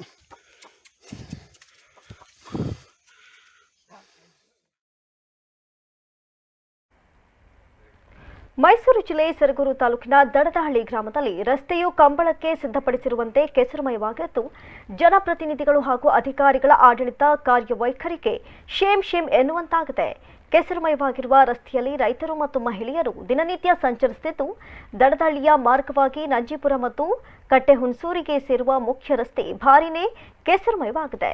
ದಿನನಿತ್ಯ ದ್ವಿಚಕ್ರ ವಾಹನ ಸವಾರರು ಮತ್ತು ಕಾಲ್ನಡಿಗೆಯಲ್ಲಿ ಸಂಚರಿಸುವವರು ಈ ರಸ್ತೆಯಲ್ಲಿ ಬಿದ್ದು ಗಂಭೀರ ಗಾಯಗೊಳ್ಳುತ್ತಿದ್ದಾರೆ. ಈ ಬಗ್ಗೆ ಸಾಕಷ್ಟು ಬಾರಿ ಸಂಬಂಧಪಟ್ಟ ಜನಪ್ರತಿನಿಧಿಗಳು ಮತ್ತು ಅಧಿಕಾರಿಗಳ ಗಮನಕ್ಕೆ ತರಲಾಗಿದೆ. ಆದರೂ ಏನೂ ಪ್ರಯೋಜನವಾಗಿಲ್ಲ ಅಂತ ಸಾರ್ವಜನಿಕರು ಆಕ್ರೋಶವನ್ನ ವ್ಯಕ್ತಪಡಿಸಿದ್ದಾರೆ. ಇನ್ನಾದರೂ ಈ ಬಗ್ಗೆ ಗಮನ ಹರಿಸಿ ಆದಷ್ಟು ಬೇಗ ರಸ್ತೆಯನ್ನ ಸರಿಪಡಿಸುವಂತೆ ಸ್ಥಳೀಯರು ಆಗ್ರಹಿಸಿದ್ದಾರೆ. ಇಲ್ಲಿ ಜನಗಳು ಸೌಲಭ್ಯ ಯಾವ 5 ಸತಿ 6 ಸತಿ ಹೋಗಿ ಬಂದು ಎಲ್ಲ ತನಕ ಹೋಗಿ ಬಂದಿದ್ದೀವಿ. ಸರ್ವರಿಗೆಲ್ಲ ಹೇಳಿದ್ರು ಕೇಳ್ತಾ ಇಲ್ಲ. ಇಲ್ಲಿ ತಾಲೂಕಲ್ಲಿ 4 ಜನ ಬಿದ್ದೋಗಿರೋ ಗಂಟ ಗ್ರಾಮಸ್ಥರು ನಿಂತ್ಕೊಂಡು ನಾವು ಇಲ್ಲಿ ಸ್ವಲ್ಪ ಕೆರೆದಾಡ್ತಾವೆ, ರೋಡ್ ರೆಡಿ ಮಾಡ್ತಾವೆ. ಬಂದು ನೋಡ್ಕೊಂಡು ಸ್ವಲ್ಪ ಒಂದು ವ್ಯವಸ್ಥೆ ಮಾಡಿಕೊಡ್ರೆ ನೀವು ಸ್ವಲ್ಪ ಇದಾಯ್ತಾ ಸರ್ ನಮ್ಗೆ. ಮೈಸೂರು ವಿಶ್ವವಿದ್ಯಾನಿಲಯದ ಭೂವಿಜ್ಞಾನ ವಿಭಾಗದ ಆಡಳಿತಾಧಿಕಾರಿಯಿಂದ ಅಧಿಕಾರ ದುರುಪಯೋಗ ಆರೋಪ ಕೇಳಿಬಂದಿದ್ದು, ಅನ್ಯಾಯ ಪ್ರಶ್ನಿಸಿದ ಅತಿಥಿ ಉಪನ್ಯಾಸಕನಿಗೆ ಕೊಲೆ ಬೆದರಿಕೆ ಹಾಕಿದ್ದಾರೆ ಎನ್ನಲಾಗಿದೆ. ಅಧಿಕಾರ ದುರುಪಯೋಗ ಪಡಿಸಿಕೊಂಡು ಮಗನನ್ನ ಅತಿಥಿ ಉಪನ್ಯಾಸಕನಾಗಿ ನೇಮಕ ಮಾಡಿರುವ ಆರೋಪ ಕೇಳಿಬಂದಿದೆ. ಭೂವಿಜ್ಞಾನ ವಿಭಾಗದ ಆಡಳಿತಾಧಿಕಾರಿ ಪ್ರೊಫೆಸರ್ ಪಿ ಮಾದೇಶ್ ವಿರುದ್ಧ ಆರೋಪ ಕೇಳಿಬಂದಿದ್ದು, ಪ್ರತಿಭಾವಂತ ವಿದ್ಯಾರ್ಥಿಗಳಿಗೆ ಅನ್ಯಾಯ ಮಾಡಿದ್ದಾರೆ. ಈ ಬಗ್ಗೆ ಪ್ರಶ್ನೆ ಮಾಡಿದ ಅತಿಥಿ ಉಪನ್ಯಾಸಕ ಅಭಿಜಿತ್ಗೆ ಅವಾಚ್ಯ ಶಬ್ದಗಳಿಂದ ನಿಂದಿಸಿ ಕೊಲೆ ಬೆದರಿಕೆ ಹಾಕಿದ್ದಾರೆ ಎನ್ನಲಾಗಿದ್ದು, ಮಾದೇಶ್ ಅವರನ್ನ ಕೂಡಲೇ ಸೇವೆಯಿಂದ ಅಮಾನತು ಮಾಡುವಂತೆ ಒತ್ತಾಯ ಹೆಚ್ಚುತ್ತಿದೆ. ಇನ್ನು ಈ ಸಂಬಂಧ ನ್ಯಾಯಾಂಗ ತನಿಖೆ ಮಾಡುವಂತೆ ಅತಿಥಿ ಉಪನ್ಯಾಸಕ ಅಭಿಜಿತ್ ಆಗ್ರಹಿಸಿದ್ದಾರೆ. ನಮಸ್ಕಾರ, ನನ್ನ ಹೆಸರು ಅಭಿಜಿತ್ ಅಂತ. ನಾನು ಭೂವಿಜ್ಞಾನ ವಿಭಾಗದಲ್ಲಿ ಅತಿಥಿ ಉಪನ್ಯಾಸಕನಾಗಿದ್ದೇನೆ. ಅದೇ ಡಿಪಾರ್ಟ್ಮೆಂಟಲ್ಲಿ ಅಧ್ಯಕ್ಷರಾದಂಥ ಪ್ರೊಫೆಸರ್ ಮಾದೇಶ್ ಅವರು ತುಂಬಾ ದಿನಗಳಿಂದ ನನಗೆ ಮಾನಸಿಕ ಕಿರುಕುಳ ಕೊಡ್ತಿದ್ದಾರೆ. ನಾನು OBC ಅಧ್ಯಕ್ಷನಾಗಿದ್ದೇನೆ. ಆ ಕಾರಣದಿಂದಾಗಿ ನನಗೆ ಕೆಲವೊಂದು ಕಂಪ್ಲೇಂಟ್ಸ್ಗಳು ಬರ್ತಾ ಇರುತ್ತೆ ವಿದ್ಯಾರ್ಥಿಗಳಿಂದ. ಏನಂತ ಕಂಪ್ಲೇಂಟ್ ಬಂತು ಅಂತಂದರೆ, ಸ್ವಂತ ಅಧಿಕಾರವನ್ನು ಬಳಸಿ ಪಿ ಮಾದೇಶ್ ಅವರು ಅಡ್ಮಿನಿಸ್ಟ್ರೇಟಿವ್ ಆಫೀಸರ್ ಕೂಡ ಆಗಿರೋದ್ರಿಂದ ಅವರು ನೇರವಾಗಿ ಅಧಿಕಾರವನ್ನು ಬಳಸಿ ತನ್ನ ಸ್ವಂತ ಮಗನಿಗೆ 12 ಗಂಟೆಗಳ ಕಾರ್ಯಭಾರವನ್ನು ಕೊಡಿಸಿರ್ತಾರೆ. ಸೊ ಇದರಿಂದ ಬೇರೆ ಬಡ ವಿದ್ಯಾರ್ಥಿಗಳಿಗೆ ಅನ್ಯಾಯ ಆಗ್ತಿದೆ ಅಂತೇಳಿ ನನಗೆ ಕಂಪ್ಲೇಂಟ್ಸ್ಗಳು ಬರ್ತವೆ. ಆ ಸಂದರ್ಭದಲ್ಲಿ ನಾನು ಇದ್ರ ವಿರುದ್ಧವಾಗಿ ಧ್ವನಿ ಅಂತ ಎತ್ತುತ್ತೇನೆ. ಆ ಎತ್ತಿದ್ದಕ್ಕೆ ನೀನು 4 ಅವರ್ ಮಾಡ್ತಿದ್ಯಾ, ಅದು ನಾನು ಕೊಟ್ಟಿರೋ ಭಿಕ್ಷೆ ನಿನಗೆ, ಇಲ್ಲ ಅಂದ್ರೆ BC ಅಲ್ಲ, ಅವ್ರ ಅಪ್ಪ ಬಂದಿರೋ ನನ್ನ ಏನು ಕೇಳಕ್ಕಾಯ್ತಿರ್ಲಿಲ್ಲ. ನಾನು BC ಅವ್ರ ಬಗ್ಗೆ ಕೂಡ ಕೆಟ್ಟದಾಗಿ ಮಾತಾಡಿದ್ರೆ ನನಗೂ ಕೂಡ ಅವಾಚ್ಯ ಶಬ್ದಗಳಿಂದ ನಿಲ್ಲಿಸಿದ್ದಾರೆ. ಅದು ಅಲ್ಲದೆ ನಿನ್ನ ಶೂಟ್ ಮಾಡ್ಬೋದಿತ್ತು, ಸುಮ್ಮನೆ ಬಿಟ್ಟಿದ್ದೀನಿ ಅಂತ ಕೂಡ ಹೇಳಿದ್ದಾರೆ. ಅದು ಆಡಿಯೋ ಕೂಡ ರೆಕಾರ್ಡ್ ಮಾಡ್ಕೊಂಡಿದ್ದೀನಿ. ಅದೆಲ್ಲ ಕೂಡ ನಿಮ್ಮ ಪತ್ರಿಕಾ ಮಿತ್ರರಿಗೆ ಕೊಡ್ತೀನಿ. ಅದರಲ್ಲಿ ಶೂಟ್ ಮಾಡ್ತಾರೆ ಅಂತ ಹೇಳಿದ್ರೆ ನನಗೆ ಕೊಲೆ ಬೆದರಿಕೆ. ನನಗೆ ನಾನು ಮತ್ತೆ ನಮ್ಮ ತಾಯಿ ತುಂಬಾ ಬಡತನದಲ್ಲಿದ್ದೀವಿ. ನನಗೆ ಬರ್ತಿರೋ 8,000ದಲ್ಲಿ ಮನೆ ಬಾಡಿಗೆ 4,000 ಕಟ್ಕೊಂಡು 4,000ದಲ್ಲಿ ಜೀವನ ಮಾಡ್ತಾ ಇದ್ದೀನಿ. ಇಂಥ ಸಂದರ್ಭದಲ್ಲಿ ನನ್ನ 4 ಅವರ್ ಬಿಟ್ಬಿಡು, ನನ್ನ ಮಗನಿಗೆ 16 ಅವರ್ ಹಾಕೋತೀನಿ ಅಂತೇಳಿ ಹಿಂಸೆ ಕೊಡ್ತಾನೆ ಇದ್ದಾರೆ. ಬಟ್ ನಾನು ಅದನ್ನ ತುಂಬಾ ದಿನಗಳಿಂದ ಆಗ್ತಿಲ್ಲ. ಬಟ್ ಅದನ್ನ ಪ್ರತಿಭಟಿಸಬಾರ್ದು ಅಂತೇಳಿ ಸುಮ್ಮನೆ ಆಗ್ತಾನೆ ಇದೆ. ಕೊನೆಗೆ ಒಂದು ದಿನ ಸ್ಯಾಚುರೇಷನ್ ಪಾಯಿಂಟ್ ಮೀರಲೇಬೇಕಾಯ್ತು. ಆ ಕಾರಣದಿಂದ ಇವತ್ತು ಮೀಡಿಯಾ ಮುಂದೆ ಬಂದು ನಾನು ನಿಮ್ಮಲ್ಲೇ ಕೇಳ್ಬೋದಾಗಿ ಕೊಲೆ ಬೆದರಿಕೆ ಇದೆ. ಮುಂದೊಂದು ದಿನ ನನ್ನ ಸಾವಾಗ್ಬೋದು. ಸಾವಿಗೆ ನ್ಯಾಯವನ್ನು ಮೀಡಿಯಾ ಮಿತ್ರರು ದಯವಿಟ್ಟು ನೀವೇ ನನಗೆ ನ್ಯಾಯವನ್ನು ಒದಗಿಸ್ಬೇಕು. ಇಲ್ಲ ಅವರು ಸಾವು ನನಗೆ ಕೊಲೆ ಮಾಡದೇ ಇದ್ರು ಕೂಡ ನಾನೇ ಸಾಯ್ಬೇಕು ಅನ್ನೋಷ್ಟು ನೋವಾಗಿದೆ ನನಗೆ. ಕೊನೆಗೊಂದು ದಿನ ಅವರ ಹೆಸರು ಬರೆದು ನಾನು ಸತ್ರು ಕೂಡ ನೀವು ನನ್ನ ಜೊತೆ ಬೆಂಬಲವಾಗಿ ನಿಂತು ನನಗೆ ದಯವಿಟ್ಟು ನ್ಯಾಯ ಕೊಡಿಸ್ಬೇಕು. ಅಲ್ಲಿ VCಗೆ ರಿಜಿಸ್ಟರ್ ಯಾರಿಗೂ ಕೂಡ ಅವರು ಯಾವುದೇ ರೀತಿಯ ಕಿಮ್ಮತ್ತನ್ನು ಕೊಡ್ತಾ ಇಲ್ಲ. ನೀವು ಕಂಪ್ಲೇಂಟ್ ಮಾಡಿದ್ರೆ ನಾವು VCಗೆ ಕೊಟ್ಟಿದ್ದೀವಿ ಸರ್. ಅವರು ಪಾಸಿಟಿವ್ ಆಗಿ ಈಗ ರೆಸ್ಪಾನ್ಸ್ ಮಾಡಿದ್ದಾರೆ. ಓಕೆ ಅಪ್ಪ, ನಿಮಗೆ ಅವರು 40 ಜನ ಫೆಲೋಶಿಪ್ ಕೊಟ್ಟು ದೇವರಾಜ್ ಅರ್ಸೋ ಥರ ಅವರು ಒಳ್ಳೆ ಮನುಷ್ಯರು. ಅವ್ರಿಗೆ ಕೂಡ ಕೆಟ್ಟದಾಗಿ ಕೂತಿದ್ದಾರೆ. ಅವ್ರಿಗೆ ಹೋಗಿ ಬೆಳಗ್ಗೆ ಕಂಪ್ಲೇಂಟ್ ಕೊಟ್ಟಿದ್ವಿ. ಎಲ್ಲ ವಿಭಾಗದ ಫ್ಯಾಕಲ್ಟಿಗಳು ಕೂಡ, ಎಲ್ಲ ವಿದ್ಯಾರ್ಥಿಗಳು ಎಲ್ಲರೂ ಕೂಡ ಒಪ್ಪಿಟ್ಟಿದ್ದೀವಿ. ಪುಟ್ಸಣ್ಣಗೌಡರು ಅಂತ ಇದ್ದಾರೆ, ಅವರ ನೇತೃತ್ವದಲ್ಲಿ ಒಪ್ಪಿಟ್ಟಿದ್ದೀವಿ. ಅದನ್ನು ಅವರು ಪಾಸಿಟಿವ್ ಆಗಿ ಸ್ಪಂದನೆ ಮಾಡಿದ್ದಾರೆ. ಮುಂದಿನ ದಿನಗಳಲ್ಲಿ ಅವರು ಪ್ರಭಾವವನ್ನು ಬೀರಿ ಮತ್ತೆ ಅದನ್ನ 12 ತನ್ನ ಚಾಮರಾಜನಗರ ತಾಲೂಕಿನ ಹರದನಹಳ್ಳಿ ಗ್ರಾಮದ ಕೃಷಿ ವಿಜ್ಞಾನ ಕೇಂದ್ರದ ವಿಜ್ಞಾನಿಗಳು ತೊಗರಿ ಬೆಳೆಯಲ್ಲಿ ಅಧಿಕ ಇಳುವರಿ ಪಡೆಯುವ ಉದ್ದೇಶದಿಂದ ರೈತರಿಗೆ ತೊಗರಿ ಗಿಡದ ತುದಿ ಚಿವುಟುವಿಕೆ ಯಂತ್ರದ ಉಪಯೋಗವನ್ನು ತಿಳಿಸಿದರು. ಇತ್ತೀಚಿನ ದಿನಗಳಲ್ಲಿ ರೈತರು ತೊಗರಿ ಗಿಡದ ಚಿಗುರನ್ನ ಚಿವುಟುವ ಕೆಲಸಕ್ಕೆ ಮುಂದಾಗ್ತಿಲ್ಲ. ಯಾಕಂದ್ರೆ ಎಕರೆವಾರು ಪ್ರದೇಶಗಳಲ್ಲಿ ರೈತರು ತೊಗರಿ ಬಿತ್ತನೆ ಮಾಡೋದ್ರಿಂದ ಎಲ್ಲಾ ಗಿಡಗಳ ತುದಿ ಚಿವುಟಲು ಕಾರ್ಮಿಕರ ಸಮಸ್ಯೆಯ ಜೊತೆಗೆ ಖರ್ಚು ಕೂಡ ಹೆಚ್ಚಾಗ್ತಿದೆ. ಇನ್ನು ಈ ಹಿನ್ನೆಲೆಯಲ್ಲಿ ರೈತರು ತೊಗರಿ ಗಿಡದ ತುದಿ ಚಿವುಟುವಿಕೆಗೆ ಮುಂದಾಗ್ತಿಲ್ಲ. ಪರಿಣಾಮ ರೈತರು ಕಡಿಮೆ ಇಳುವರಿ ಪಡೆಯುತ್ತಿದ್ದಾರೆ. ಆದರೆ ಗುಲ್ಬರ್ಗಾದ ರೈತ ಶರಣಬಸಪ್ಪ ಕಂಡು ಹಿಡಿದಿರುವ ನೂತನ ತಂತ್ರಜ್ಞಾನದ ಸಾಧನದಿಂದ ಅತಿ ಹೆಚ್ಚು ಎಕರೆಯಲ್ಲಿ ತೊಗರಿ ಗಿಡದ ತುದಿ ಚಿವುಟಬಹುದಾಗಿದೆ. ಈ ಸಾಧನದ ಬೆಲೆ ಕೇವಲ 1,500 ರೂಪಾಯಿಗಳಾಗಿವೆ. ಇದನ್ನ ತೊಗರಿನ ಬೀಜೋತ್ಪಾದನೆಗೆ ಅಂತ ಹಾಕಿದ್ದೀವಿ. ಸೊ ಸೊ ನಾವು ಕೂಡ ಇಲ್ಲಿ ಏನು ಮಾಡ್ತಿದ್ವಿ ಅಂದರೆ ನಮಗೂ ಕೂಡ ಲೇಬರ್ಸ್ಗಳು ಜಾಸ್ತಿ ಸಿಗದೇ ಇರೋದ್ರಿಂದ ನಾವೇನು ಮಾಡಿದ್ದೀವಿ ಈ ಸಲ ತುದಿ ಚಿವುಟುವ ಯಂತ್ರದಿಂದನೇ ಚಿವುಟಿಸಿದ್ದೀವಿ. ನೀವು ನೋಡ್ಬೋದು ನೋಡಿ, ನಾವು 45ನೇ ದಿನ ಮತ್ತು 65ನೇ ದಿನಕ್ಕೆ ತುದಿ ಚಿವುಟಿಸಿರೋದ್ರಿಂದ ಕೌಡುಗಳ ಸಂಖ್ಯೆ ನೋಡ್ಬೋದು ನೋಡಿ ನೀವು. ಗಿಡ ಯಾವ ರೀತಿ ಅದು ಹಬ್ಬಿಕೊಂಡಿದೆ, ಜಾಗನ ಆವರಿಸ್ಕೊಂಡಿದೆ, ಅಲ್ಲೂ ನೋಡ್ಬೋದು ಇಲ್ಲೂ ನೋಡ್ಬೋದು ನೀವು. ಸೊ ನೋಡಿ ಹೂಗಳು ಎಷ್ಟು ಬಂದಿದೆ, ಕೌಡುಗಳು ಜಾಸ್ತಿ ಹೊಡೆದಿರೋದ್ರಿಂದ ಹೂಗಳ ಸಂಖ್ಯೆಗಳು ಕೂಡ ನಿಮಗೆ ಜಾಸ್ತಿ ಆಗುತ್ತೆ. ನಿಮ್ಮ ಹಳ್ಳಿಗೆ ನಾವೇನು ಮಾಡಿದ್ದೀವಿ 10 ಎಕರೆಗೆ ತೊಗರಿನ, ಆದರೆ ತುದಿ ಚಿವುಟಲಿಲ್ಲ ಅಂದರೆ ಏನಾಗುತ್ತೆ, ಗಿಡ ತುಂಬ ಎತ್ತರ.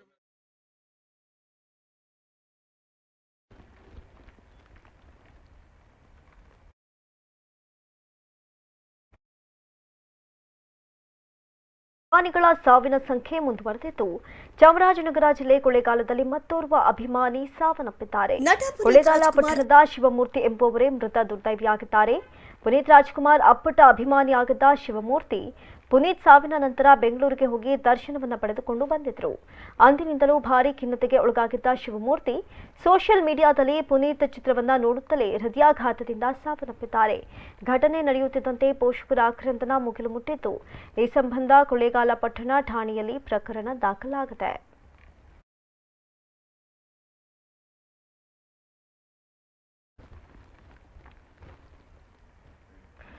ದುಷ್ಕರ್ಮಿಗಳು ಬಾಲಕನನ್ನ ಅಪಹರಿಸಿ ಹತ್ಯೆ ಮಾಡಿರುವ ಘಟನೆ ಮೈಸೂರು ಜಿಲ್ಲೆ ಹುಣಸೂರು ತಾಲೂಕಿನ ಹನಗೋಡಿನಲ್ಲಿ ಜರುಗಿದೆ. ತರಕಾರಿ ಹೋಲ್ಸೇಲ್ ಉದ್ಯಮಿ ನಾಗರಾಜ್ ಪುತ್ರ ಕಾರ್ತಿಕ್ ಎಂಬುವವನೇ ಕೊಲೆಗೀಡಾದಂತಹ ಬಾಲಕನಾಗಿದ್ದಾನೆ. ಮೊನ್ನೆ ರಾತ್ರಿ ಪಟಾಕಿ ತರಲು ಅಂಗಡಿಗೆ ಹೋಗಿದ್ದ ಬಾಲಕ ಕಾರ್ತಿಕ್ರನ್ನ ಕಿಡ್ನಾಪ್ ಮಾಡಲಾಗಿತ್ತು. ಬಳಿಕ ಕಾರ್ತಿಕ್ ತಂದೆಗೆ ಫೋನ್ ಮಾಡಿ 4 ಲಕ್ಷ ರೂಪಾಯಿ ತರುವಂತೆ ದುಷ್ಕರ್ಮಿಗಳು ಬೇಡಿಕೆಯನ್ನ ಇಟ್ಟಿದ್ರು. ಪೊಲೀಸರು ಕೂಡ ತನಿಖೆ ಕೈಗೊಂಡಿದ್ರು. ಆದರೆ ನಿನ್ನೆ ಕಾರ್ತಿಕ್ ಶವವಾಗಿ ಪತ್ತೆಯಾಗಿದ್ದಾನೆ. ಪ್ರಕರಣಕ್ಕೆ ಸಂಬಂಧಿಸಿದಂತೆ ಪ್ರಮುಖ ಆರೋಪಿ ಜವರಯ್ಯ ಎಂಬಾತನನ್ನ ಬಂಧಿಸಲಾಗಿದೆ. ಇನ್ನು ಕ್ರಿಕೆಟ್ ಬೆಟ್ಟಿಂಗ್ನಿಂದ ಕಿಡ್ನಾಪರ್ಸ್ಗಳು ದಿವಾಳಿಯಾಗಿದ್ರು. ದುಡ್ಡಿನ ಆಸೆಗೆ ಬಾಲಕ ಕಾರ್ತಿಕ್ ಅನ್ನ ಅಪಹರಣ ಮಾಡಿ ಕೊಲೆ ಮಾಡಿದ್ದಾರೆ ಅಂತ ಗ್ರಾಮಸ್ಥರು ಗಂಭೀರ ಆರೋಪ ಮಾಡಿದ್ದಾರೆ. ಈ ಹಿನ್ನೆಲೆಯಲ್ಲಿ ಇಂದು ಅಂಗಡಿ ಮುಂಗಟ್ಟುಗಳನ್ನು ಬಂದ್ ಮಾಡಿ ಗ್ರಾಮಸ್ಥರು ಶಾಂತಿಯುತವಾಗಿ ಪ್ರತಿಭಟನೆ ಮಾಡಿದ್ದಾರೆ.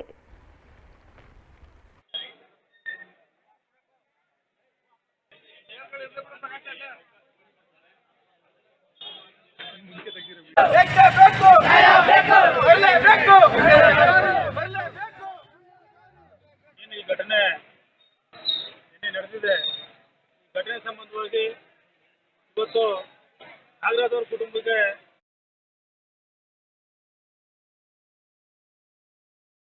ಕಳ್ಳತನ ಹಾಗೂ ಬೈಕ್ ಕಳ್ಳತನ ಪ್ರಕರಣ ಭೇದಿಸಿದ್ದು, ಪ್ರಕರಣದಲ್ಲಿ ಭಾಗಿಯಾಗಿದ್ದ 2 ಆರೋಪಿಗಳನ್ನು ವಶಕ್ಕೆ ಪಡೆದಿದ್ದಾರೆ. ಬಂಧಿತರಿಂದ 2 ಬೈಕ್ ಹಾಗೂ 100 ಗ್ರಾಂ ಚಿನ್ನಾಭರಣ ವಶಕ್ಕೆ ಪಡೆಯಲಾಗಿದೆ. ಇದೇ ವೇಳೆ ವಿವಿಧ ಪೊಲೀಸ್ ಠಾಣೆಗಳ ವ್ಯಾಪ್ತಿಯಲ್ಲಿ ಕಳ್ಳತನ ಮಾಡಿದ್ದ 10 ದ್ವಿಚಕ್ರ ವಾಹನಗಳನ್ನು ವಶಕ್ಕೆ ಪಡೆದುಕೊಳ್ಳಲಾಗಿದ್ದು, ಪ್ರಕರಣದಲ್ಲಿ ಭಾಗಿಯಾಗಿದ್ದ 3 ಆರೋಪಿಗಳನ್ನು ಬಂಧಿಸಲಾಗಿದೆ.